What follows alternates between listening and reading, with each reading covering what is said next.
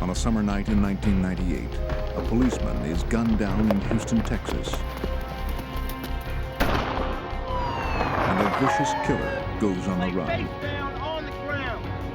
Authorities launch a manhunt. And the prosecutors fight for justice in the case of a cold-blooded murderer who claims he is a victim of police brutality concealed by a code of silence.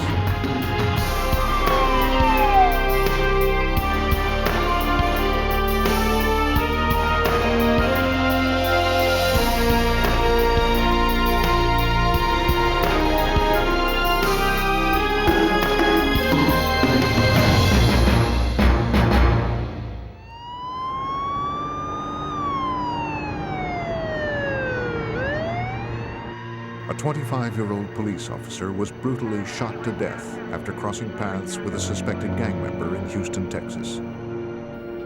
To obtain justice, Prosecutor Chuck Rosenthal would have to take a tragic journey through the wasted lives of a promising young police officer and a hardened teenage killer. It was a very ironic situation that both these kids basically came from the same neighborhood as they started out. Both the kids really came from very similar backgrounds. One kid went one way and one went the other. September 29th, 1998. For Deputy Constables Michael Eakin and Matthew McCord, the night had started out like any other. The two officers had been on patrol in Houston's North End, conducting radar checks for speeding vehicles. The air was hot, still, and thick with humidity, typical for Houston, Texas in late summer. It was a few minutes past midnight when a Cadillac sped by. You got him. All right. You sure you got this, huh? All right, I got it. Okay. All right, this is Eakin, dispatch, radio check. Deputy Eakin pursued the speeding vehicle into a deserted parking lot alongside the Hardy Toll Road, a drab stretch of highway that connects the airport to downtown Houston.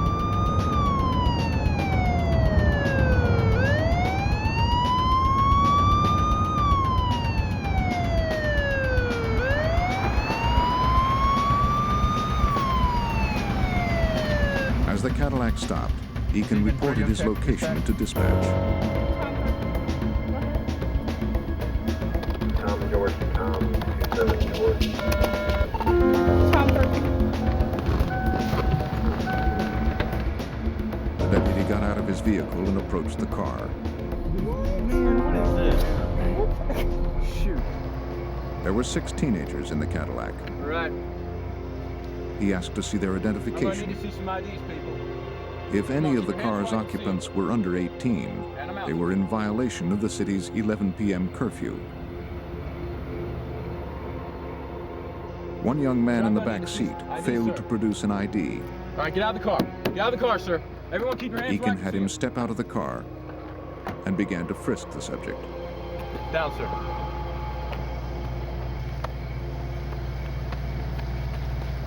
Suddenly, the young man broke away and ran into a nearby field. Deputy Eakin pursued him, and the two disappeared into the darkness. Tom 13. Seconds later, the constable's dispatch received a brief, garbled radio transmission from Tom Eakin. 13. The dispatcher asked the deputy to clarify, but there was no response. 8100 1 Tom 16. Alarmed, the dispatcher contacted Deputy McCord. Tom 16, yes sir, I need you to show yourself en route to 13300 East Hardy. I need you to check by with Tom 13. She gave him the location of the traffic stop, asking him to drive by to see if Eakin needed assistance. Head south.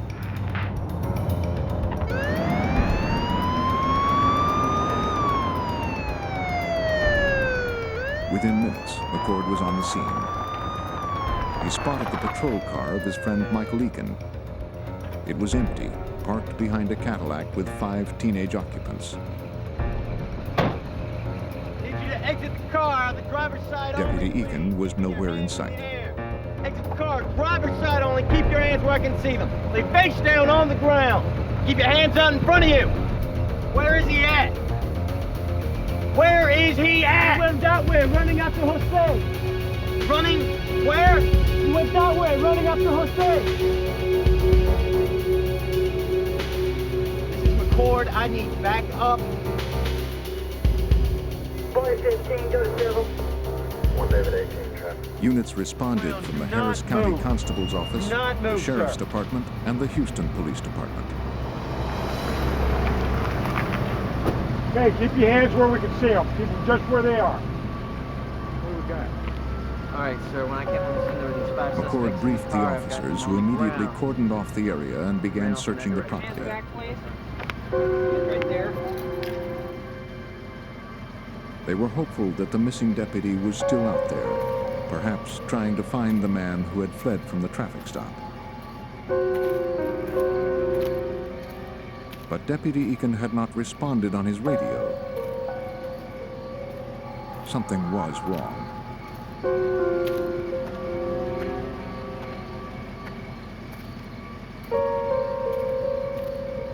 In a nearby field, officers saw a figure lying still in the grass. It was Deputy Constable Michael Eakin. He had been fatally shot in the throat. There's nothing here. What do you got, Joe? I don't have any pulse. No pulse?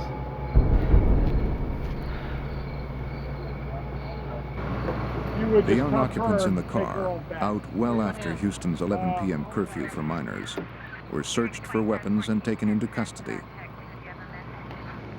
They, along with the passenger who had fled, were now suspects in a homicide. They were tested for powder burns, a telltale sign of having just fired a weapon. Turn that hand over. No powder residue was found. All right. I did it. All right. Harris County Assistant District Attorney Chuck Rosenthal was called to the scene and arrived shortly before dawn. According to policy at the Harris County District Attorney's Office, a prosecutor is assigned to a case at the very beginning of an investigation whenever a law enforcement officer is wounded or killed. I guess the thing that struck me immediately upon seeing him was how young he looked. And the bullet wound to his neck was the only one that I saw that I took to be a contact wound. Hopefully they can get out here. Near the body, detectives found a clue left by the killer. A small medallion and chain. The image depicted on the medallion was of a man sitting in an electric chair. Inscribed on the back was the name of a gangster rap company. The medallion was covered in blood. Monitoring police communications, television news crews quickly descended on the crime scene. There, they interviewed Chief J.C. Mosier of the Harris County Constable's Office, Precinct 1. It's going to be tough. We got a lot of people in the department that are still asleep, don't even know it's happened, and they're going to be coming to work finding out that the first officer in the history of our department has been killed in the line of duty. So it's going to be rough. This is just one of those terrible, tragic things that happens in the life of police officers and police departments, unfortunately. Multiple law enforcement agencies were called out in force. 223. Not only had an officer been murdered, but an armed fugitive was still on the loose. Teams mobilized to continue processing the crime scene and to find Michael Eakin's killer. But in a city of nearly 2 million people, if the shooter was not found quickly, he could easily blend in or escape the city limits entirely. You want to get out and check that quantum? The 5 passengers of the vehicle, now in custody at Harris County's Homicide Division, were questioned by detectives of the Sheriff's Department. A police officer was killed tonight. In this episode, the names of some of the witnesses have been changed to protect their identity. Detectives informed the teenagers they were involved in a capital crime, the fatal shooting of a police officer. They were separated and questioned individually. One of the teens admitted to lying to police about the identity of the young man who had fled the scene of the crime. Is the police officer that got shot tonight? All right. Who was in the car with you earlier? His name was not Jose, as they had claimed hours earlier. The man police were looking for was Michael Anthony Lopez. He had run off, his friend said, because he believed there was a warrant out for his arrest, You understand you're not under arrest? and he did not want to go back to jail. Investigators ran a check on Michael Anthony Lopez and discovered he was a 17-year-old with a lengthy police record. At the time of the deputy's murder, Lopez was in violation of his parole. The district attorney's office issued an arrest warrant on the charge of capital murder. With the identity of the suspect established, the search was intensified. Police combed the area looking for any other clues that would tie Lopez to the murder, and they still had not found the murder weapon. With an armed cop killer on the loose, investigators knew they had to find their suspect quickly. Anyone coming into contact with the killer before authorities could find him was in danger. It was late summer of 1998 in Houston, Texas, and a young police officer had been gunned down after making a routine traffic stop. Evidence technicians painstakingly combed the crime scene to find any clues left behind by the killer. The suspect in the killing, 17-year-old Michael Lopez, was still on the loose. He was armed and considered extremely dangerous. Police searched through the night in the surrounding neighborhoods.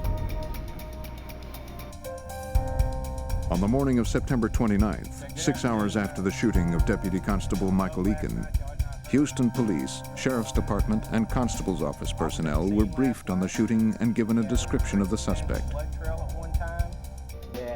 They joined in the manhunt. And the note of caution. Now, we're stressing you. Investigators also began checking with the suspect's friends and family. According to juvenile records, his father was in jail and his mother's whereabouts were unknown. Lopez had been living with his grandparents about 3 miles from the scene of the shooting. Early that morning, Harris County deputies were dispatched to the home of Maria and Carlos Lopez. The elderly couple told police they had not seen their grandson for over a week.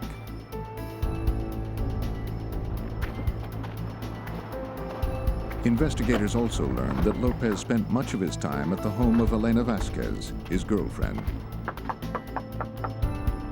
Elena and her sister Rosa told detectives that they had not heard from Lopez in weeks.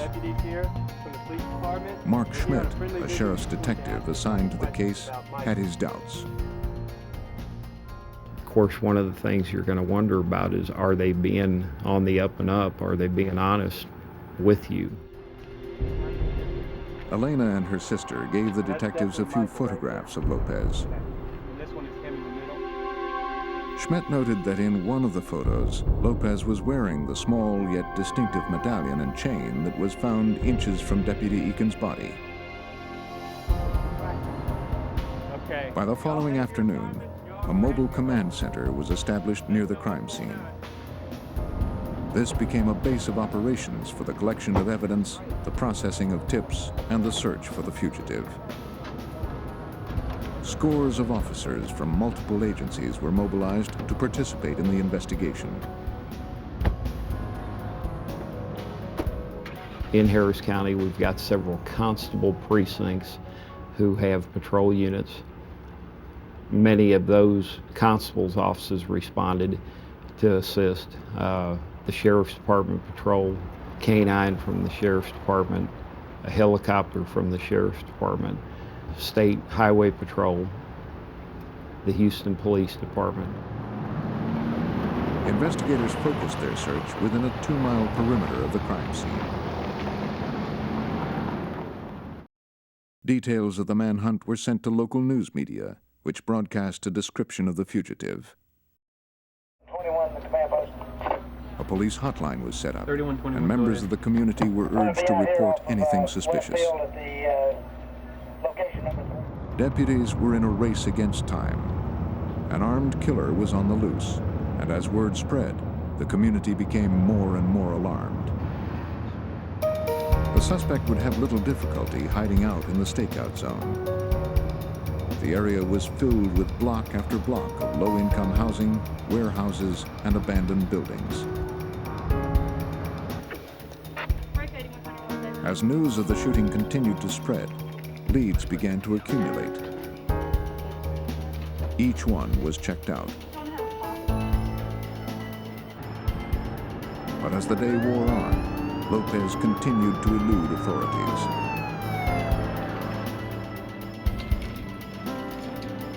The Harris County medical examiner gathered more information from the body of the victim, Michael Eakin.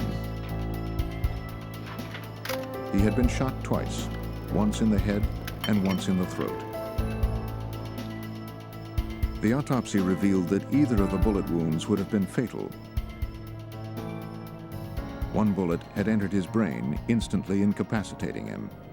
The other bullet had severed the victim's spinal cord. Both bullets were recovered from Eakin's body by the medical examiner.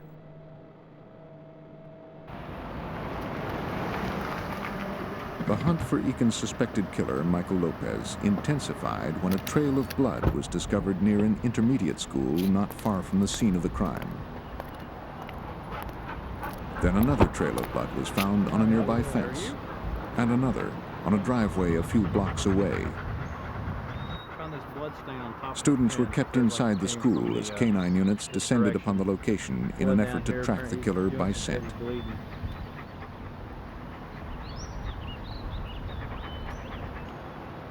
Technicians recovered the blood samples for DNA analysis in the hope of matching them to the suspect once he was apprehended. A positive match would place the suspect at the crime scene. Canine units discovered another trail of blood on a nearby avenue. It continued behind a row of houses and a few blocks further along a gravel drive. But there, the trail ended. More than 12 hours after the murder of Deputy Michael Eakin, authorities were still no closer to finding his suspected killer. The area that we were covering was probably about 2 square miles. You've got a lot of residences, schools. You got to wonder, did this person possibly slip into someone's home? Are they hiding in the home?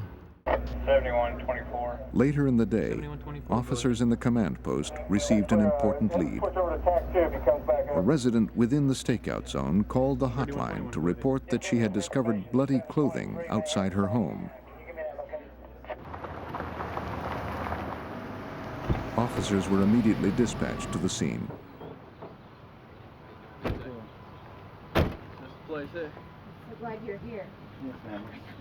I called as soon as I found this stuff. I heard about it in the news. Hidden near the foundation, detectives recovered a shirt caked with dried blood. Nearby was a hose and a puddle of water. It looked as if someone had tried to wash the blood off the shirt, but had given up and left it behind. The shirt matched the description of the one worn by the suspect, but it brought them no closer to finding Lopez. So we were doing everything we could and going around individually checking residences for signs of being broke into. Knocking on doors, is everything okay? Are y'all all right? And have you had any strangers try to talk their way into your home today? With scores of law enforcement personnel on the hunt for Michael Lopez, authorities hoped they were closing in on him. But they couldn't be sure. We did everything we could to contain the area, but you still worry, is there some way that he might have slipped through this and could be gone? At 2 p.m., more than 12 hours after the shooting, police received another lead to the suspect's possible whereabouts. Hey, how you doing? Yeah, we picked up a hitchhiker. We heard on Two men who had seen a news story about the manhunt came to the command post, reporting that they had given a lift to a young man who fit the description of the suspect. They said they had dropped him off several miles from the crime scene.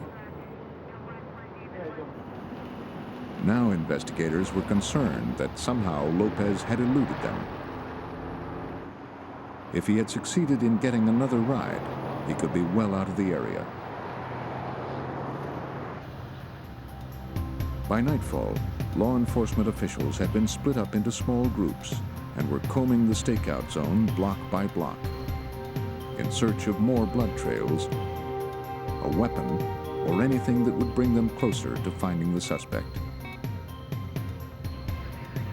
The command center continued to field calls from the public, yet Lopez was still out there somewhere, and police seemed no closer to catching him. To the frustrated investigators, it was beginning to look like a suspected cop killer might have escaped. In a low-income neighborhood on the outskirts of Houston, investigators from a half-dozen law enforcement agencies conducted a massive investigation and manhunt for a suspect in the fatal shooting of a young police officer. It had been 24 hours since the investigation into the murder of Deputy Michael Eakin had begun. And while forensic investigators had collected blood samples and other evidence at the crime scene, there had been no significant leads to the whereabouts of the killer. Investigators widened their search for Michael Lopez. They still had not found the murder weapon, so they had to assume the suspect was still armed and prepared to kill again.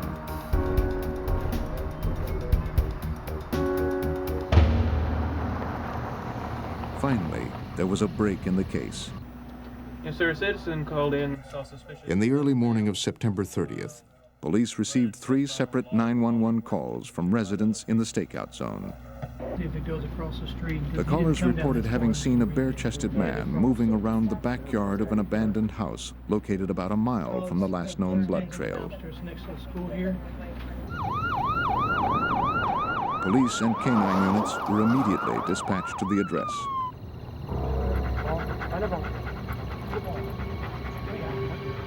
The canine picked up a scent.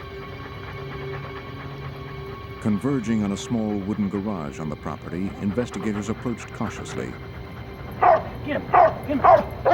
If this was the man they were looking for, they knew he wasn't afraid to kill a cop. Weapons drawn, officers moved inside.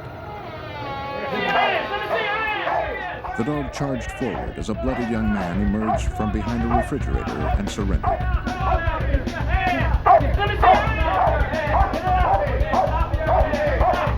The man was escorted out of the building, his hand bleeding from an apparent gunshot wound. His face, arms, and chest were covered with scratches and dried blood. The young man was unarmed and had no identification, but he matched the description of the fugitive. When asked, he confirmed that his name was Michael Anthony Lopez. Suspected of having killed Deputy Michael Eakin, he was taken into custody.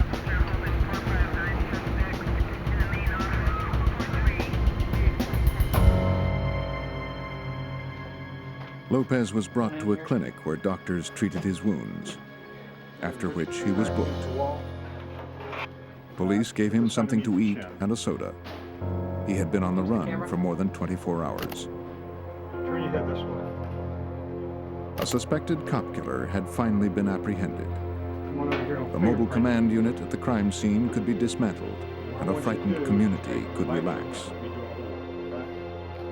For the prosecution, however, the hard work was just beginning. The exhausted fugitive was interrogated by detectives. He seemed cooperative, answering all their questions. Land there, it's right.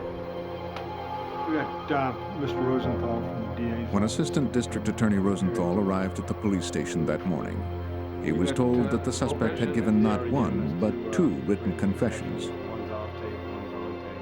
In both, he claimed that after being caught by Deputy Eakin, the two had scuffled and he had accidentally shot the officer. Rosenthal's first concern was that the suspect's rights had not been violated. With an eye toward an upcoming murder trial, he wanted to make sure the confessions would stand up in court. One of the things I did when I first got there was I went up and talked to him myself.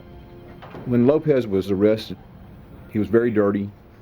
He had a number of kind of small cuts and abrasions on him as if he'd been running through some briars. I asked him if he'd been treated fairly, and he was very matter-of-fact about the whole situation there. I mean, you would think that a young person who had been arrested for a capital crime, knowing he'd been arrested for a capital crime, would be intimidated by the situation or would be contrite. And I saw none of that in Michael Lopez. Rosenthal was also perplexed by the suspect's gunshot wound. An examination of Deputy Eakin's gun, which was in his holster when his body was discovered, proved it had not been fired. Somehow, in the scuffle with Eakin, Lopez had shot himself with his own gun. Who wouldn't be scared of a situation like that? Lopez was unclear on that point. There were also several inconsistencies in the suspect's 2 statements concerning the shooting of the officer. To gain a conviction, Rosenthal knew he would have to be able to explain to the jury step by step exactly what happened when the 2 men ran off into the darkness that fatal night. No denying he shot Aiken. Sir. When a detective informed Rosenthal that Lopez had agreed to do a video walkthrough in which police would tape a 3rd confession at the crime scene, Rosenthal seized the opportunity.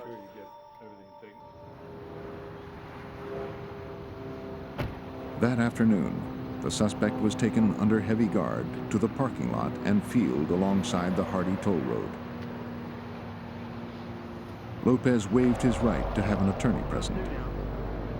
So I want you to tell me step by step what happened. As a deputy recorded the suspect's statement with a video camera, Lopez told investigators his version of what happened the night of the shooting. From the beginning, Lopez maintained it was an accident. Yeah. All right, well, show me then where you run to. Right. Around the... Lopez claimed that he had been getting high sniffing paint thinner that night. He'd been hallucinating when the car in which he was riding was pulled over for speeding. Ran around that building over there. He had an outstanding warrant, he claimed, and felt sure that Deputy Constable Eakin was going to arrest him. So he ran into a field alongside the highway with the deputy in pursuit. When the young officer caught him, Lopez said he told Eakin that he'd rather die than go back to jail. He was basically trying to justify his actions. He was sticking with his story that he had a pistol that he told Michael Aiken, and he had a pistol, and that he was going to kill himself if Aiken persisted in arresting him. He told investigators he held a gun to his own head, and when Eakin tried to take the gun, they struggled. The gun went off, and Eakin went down.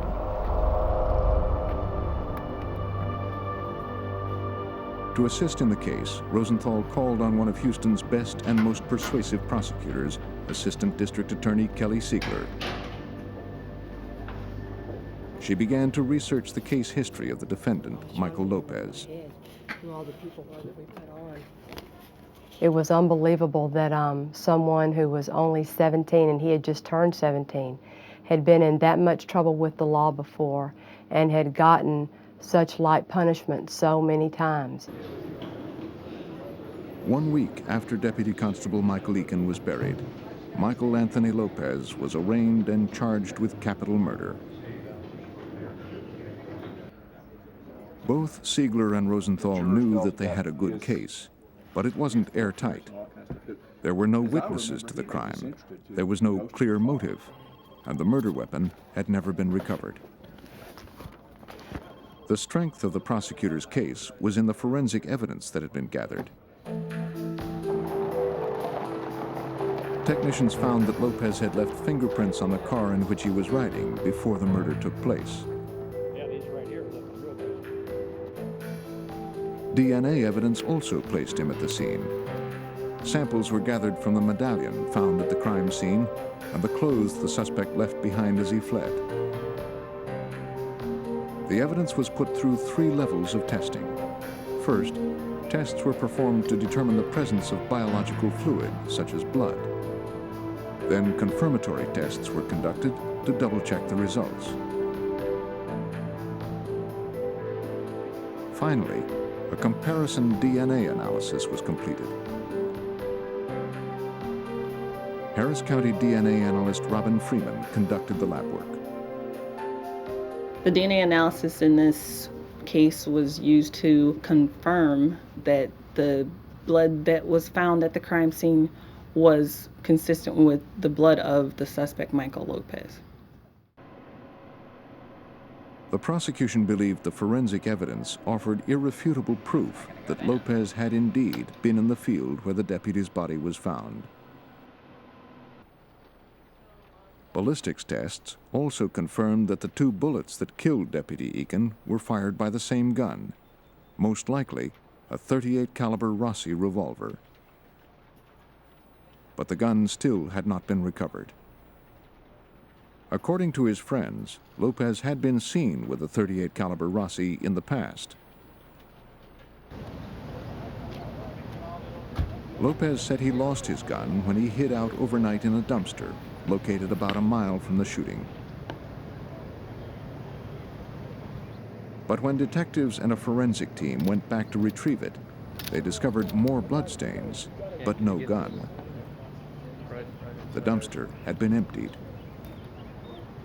The weapon would be impossible to find. I walked right back to here. Without a weapon or an eyewitness to link Lopez to the crime, the prosecutors were left with a case made up mainly of circumstantial evidence. But they did have Lopez's confession, both in written form and on videotape. It was, in fact, the cornerstone to their case. The defense in coming weeks would take direct aim at this key piece of evidence. If the defense could convince a judge to rule the confessions inadmissible, the door would be open for an acquittal. Michael Anthony Lopez was charged with the shooting death of Deputy Constable Michael Eakin in September 1998. By the spring of 1999, prosecutors Chuck Rosenthal and Kelly Siegler were still hard at work sifting through evidence, planning courtroom strategy, and fighting off a wave of defense motions that, if successful, would have crippled their case. The defense alleged that Lopez had been beaten and coerced into making his confessions. They asked for a change in venue. And to the jury, they even requested the removal of prosecutor Chuck Rosenthal, claiming his conversations with the defendant might make it necessary for him to be called as a witness. They didn't have legal grounds to do that because there are other witnesses who could testify to the same things I could. In a victory for the prosecution, the judge denied all such defense motions. The prosecutors could now focus on how they would present their case to a jury. On May 17, 1999, the case of the state of Texas versus Michael Anthony Lopez came to trial. In her opening statement, Assistant District Attorney Kelly Siegler declared that the prosecution had a strong case. There were eyewitnesses who saw Deputy Constable Eakin chase Lopez into the field. DNA evidence connecting Lopez to the crime scene. And perhaps most damning of all, there was the videotaped confession in which Lopez admitted to killing Michael Eakin. Siegler and fellow prosecutor Chuck Rosenthal were confident they had enough evidence for a conviction. The defense opted not to make an opening statement, choosing instead to refute the prosecution's case piece by piece over the course of the trial. It's a strategy that can put even a seasoned prosecutor on edge. Without an opening statement from the defense, the prosecution can't even get a glimpse of what the defense strategy will be. On the first day of the trial, 3 of the occupants of the Cadillac were called to the witness stand. Their descriptions of the night of the murder were consistent. The 6 teenagers had no specific plans that evening. They were, they testified, just hanging out. There were no plans at all. Were there any kind of drugs in the back seat of the car? Yes, sir. What was that? The witnesses admitted that on the night of the shooting, they had been huffing, a cheap method of getting high by inhaling paint thinner fumes.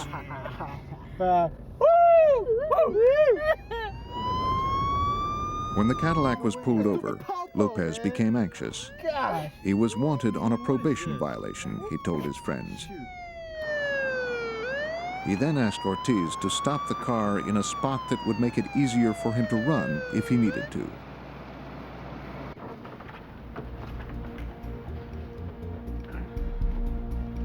Deputy Eakin was polite and professional, the teenagers said. Aracela Gonzalez. He asked them for their identification. When Lopez produced none, the deputy told him to get out of the car. He was going to frisk the young man, but at the first opportunity, Lopez bolted, and the deputy gave chase into the darkness.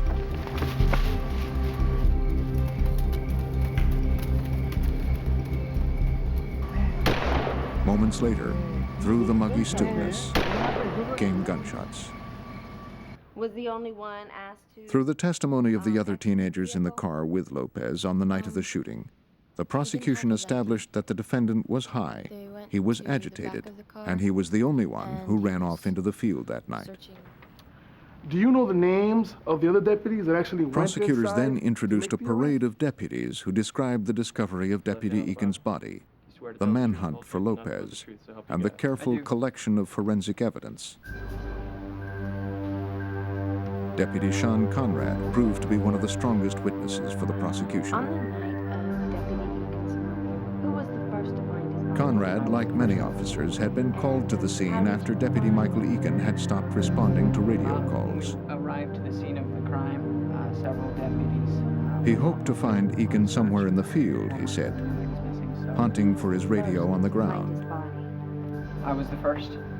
And how did you find his body? But then he spotted the mortally wounded deputy. Well, he was lying on his back, and he had what appeared to be a gunshot wound to his throat. And I was hoping he was still alive, but I knew he wasn't. Thank you very much, officer. With Deputy Conrad still on the stand, the defense took the opportunity to start whittling away at the credibility of the state's witnesses. Defense attorney Ricardo Rodriguez argued that his client, Michael Lopez, had been beaten by police at the time of his arrest and later coerced into giving his confessions. It was a plausible assertion. The defendant was accused of killing their fellow law enforcement officer, and he had multiple cuts and bruises on his face when he was booked. Deputy Conrad was asked to testify about the night Lopez was apprehended. And isn't it true, sir, that there were some people out there who were a little hot-headed? What do you mean by hot-headed? Deputy Conrad disagreed with the defense's claim that the arresting officers were bent on beating up Lopez. But defense attorney Ricardo Rodriguez pointed out that Conrad was not actually present at the moment Michael Lopez was found in the abandoned garage. So Conrad couldn't have known whether or not the defendant had been beaten when he was arrested. Officer, you personally didn't go inside that garage to effect the arrest of this defendant, did you, sir? No, sir. He was already being brought out by the time I made it up to the garage. Other deputies on the stand vigorously denied any wrongdoing, though the defense questioned why none of the officers who actually made the arrest had been called by the prosecution to testify. Officer, isn't there a code of silence in the precinct not to talk about somebody getting beat up? I've never been involved in anything that would be a beating. But isn't it common knowledge, sir, that if one deputy sees another deputy beating a defendant, that deputy isn't going to say anything, is he? Objection. That's sustained. Is there or is there not a code of silence among police officers? I can't answer for other police officers. I can only answer for myself. You've heard of it, have you not, sir? I've heard what some people have said about it. Yes, sir. The defense probing forced one deputy to admit he'd noticed a fresh cut on the forehead of Lopez when he was taken into custody. And photos of the defendant taken in jail showed what looked like fresh bruises on his back and limbs. With each cross-examination, the defense looked stronger. But with only one day of testimony left, prosecutors Chuck Rosenthal and Kelly Siegler knew the most persuasive witness had yet to be heard. Michael Anthony Lopez was on trial for the murder of Deputy Constable Michael Eakin. For 2 straight days, Lopez had been forced to listen to friends, police officers, and forensic experts all testify against him. Now, in an odd twist, the young defendant would hear perhaps the most damning witness of all speak against him. That witness was himself. Prosecutors played the videotaped confession that Lopez gave soon after his capture. And then he pats you down. Brought back to the grassy field where the murder took place, Lopez had detailed the whole crime, explaining why he ran and why he fired the fatal shots. And then I run. And you run where? Do you run this way? Do you run this way? No, I ran that way. He was still high, he said, when Eakin made him get out of the car. He'd started thinking about his life and how he didn't want to go to jail, to be away from his girlfriend, his family. He felt his only option was to run. In the struggle with Deputy Eakin, Lopez claimed, he pulled out his gun and held it to his own head, threatening to kill himself rather than go to jail. The deputy was behind him when he raised the gun up over his shoulder, pointing it blindly. Okay. The gun goes off? Yeah. Then, Lopez claimed, his mind went blank. The confession was powerful, but it also offered a plausible argument for the defense. For Lopez consistently stated on the tape that the shooting had been an accident. To be convicted of capital murder, prosecutors would have to prove that Lopez killed the deputy intentionally or knowingly.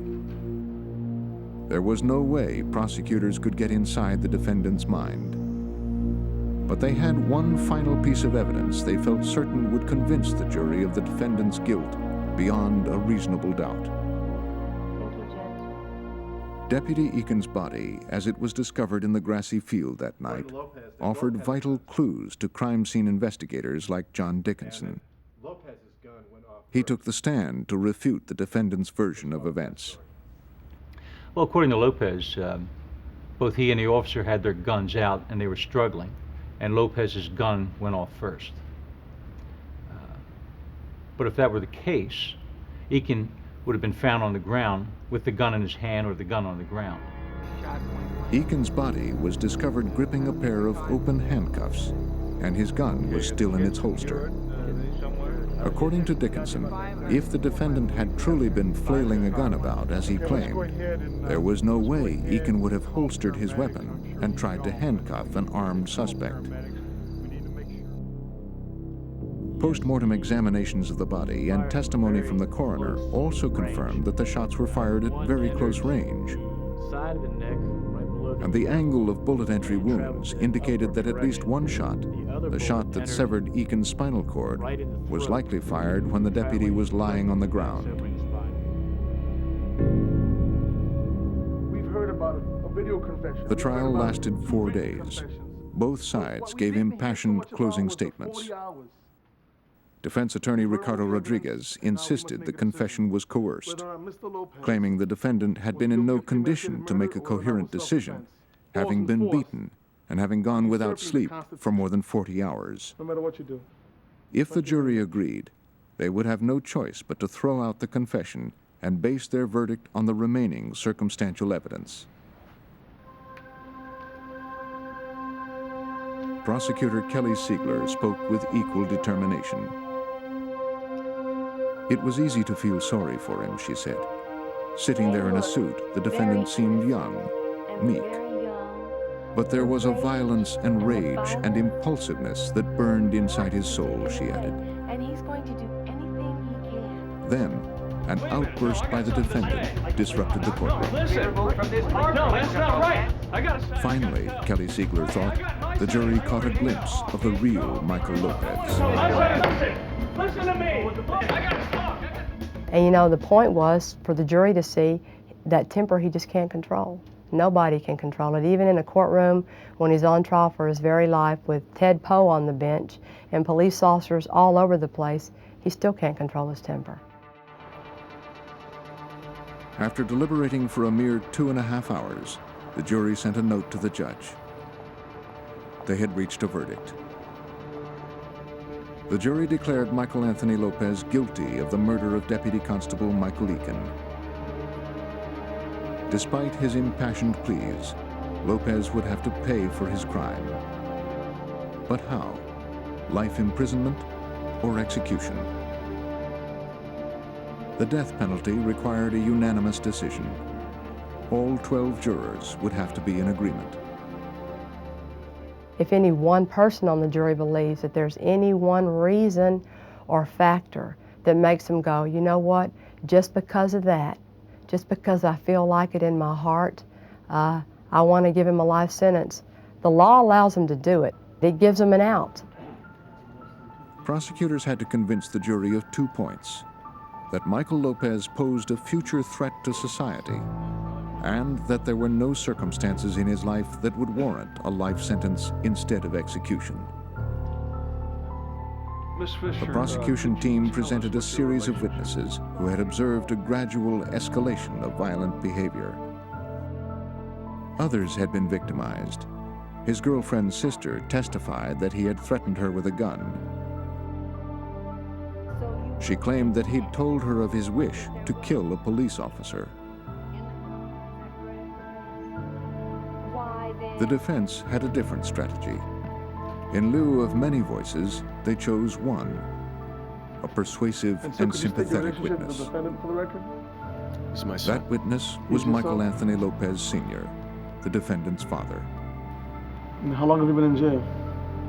Admittedly a terrible role model, So is it fair to say the you elder said that you Lopez had hadn't been spent in much time jail with your son more in the often past than 20 out of years? it. He expressed humility and regret at having failed to support his son in any way. Didn't lead him at all. And he begged the jury to be merciful. While the jury deliberated, Siegler's thoughts kept returning to the victim. Like Lopez, Deputy Michael Eakin also came from a broken home, growing up in the tough, lower-income neighborhoods of Houston, Texas.